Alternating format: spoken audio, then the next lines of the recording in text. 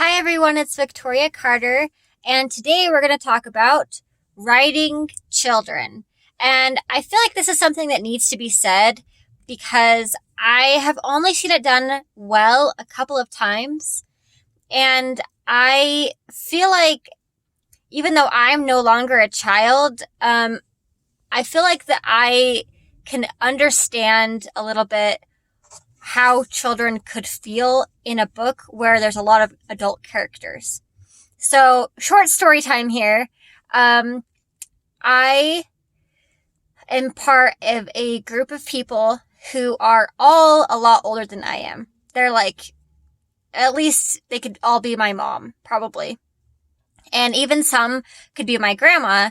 And in this group of people, I am kind of seen as the baby, even though I consider myself a young adult. But to them, I'm a baby. So I can see people being like upset, at children characters because I've seen this in my own life of people older than me, like upset at me for not knowing enough and not having enough experience. And I felt really left out in this group sometimes because of that. Now, what that translates to in writing and in writing young characters is that am I smarter than the people in my group? No, I'm not. We all have different experiences.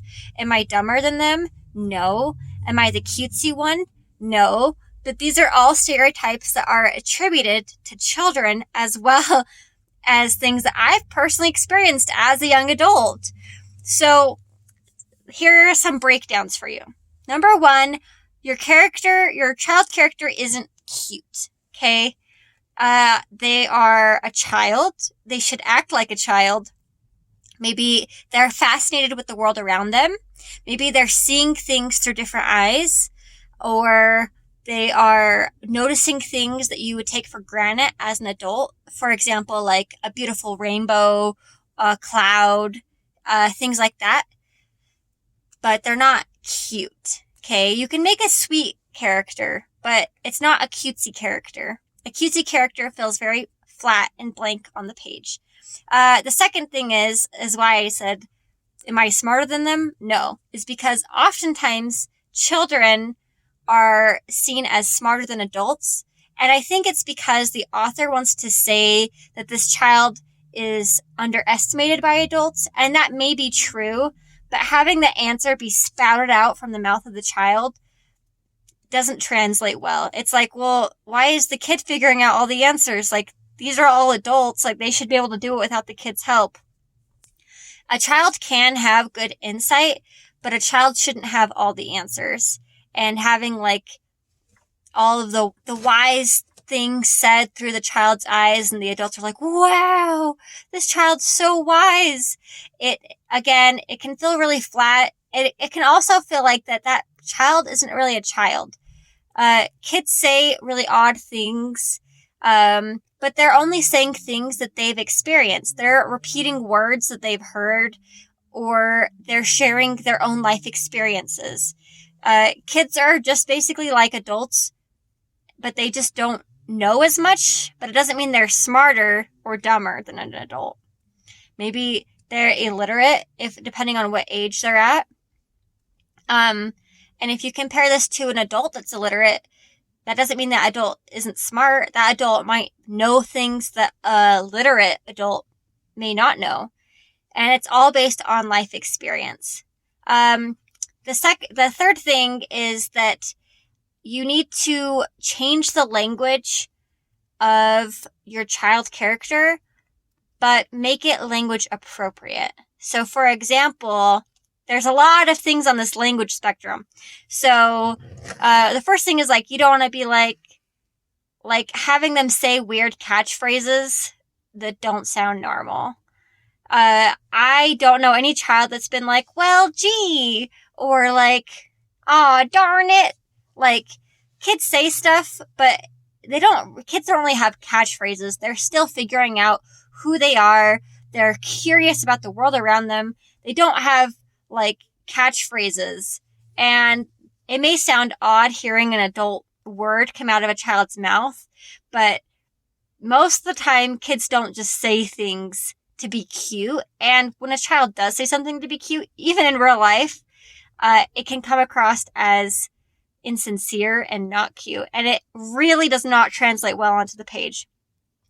The next thing is, with language specifically, is children only understand certain vocabulary words. So you might say the word inappropriate. You could say, like, that's inappropriate for you to do. And the child might not know what the word inappropriate means. I once heard a story about, and I don't know if this is a true story, but I once heard a story about a mother who got mad at her son for going out onto the corner because there was cars. And she said, don't go on the corner, don't go onto the corner, don't go onto the corner. And the child finally, like, after a couple times of getting in trouble, said, Mommy, what's a corner? And she was like, oh, I didn't tell you what the corner was. Because I feel like when an adult, and even in real life and in a book, when an adult is talking to a child, they may use higher level learning vocabulary words that they've learned through secondary education. But a child's not going to know what a lot of those words are. And a child is not going to repeat them correctly. So this is the next thing when writing a child character. Don't try to type out the way a child is going to pronounce a word. If they have it with a lisp and they say, like, I can't even think of a word, but they say a word with like a lisp, or they say it funny, or they say the wrong word, you have to be really careful about how often you're doing that and if it serves the story. And this goes for even putting a child character into your book. Maybe you want the child character in your book because you want to show that this is a dynamic city with children and older adults and young adults, teenagers, middle-aged people, and you have like things like that. I feel like that when we talk about children in stories, oftentimes they don't have a goal. And every character, including your children in your stories, should have a goal. If any of you have played the game, the Walking Dead game by Telltale Games, I think is the company, they have a character named Clementine, and she is a very, very well done child character.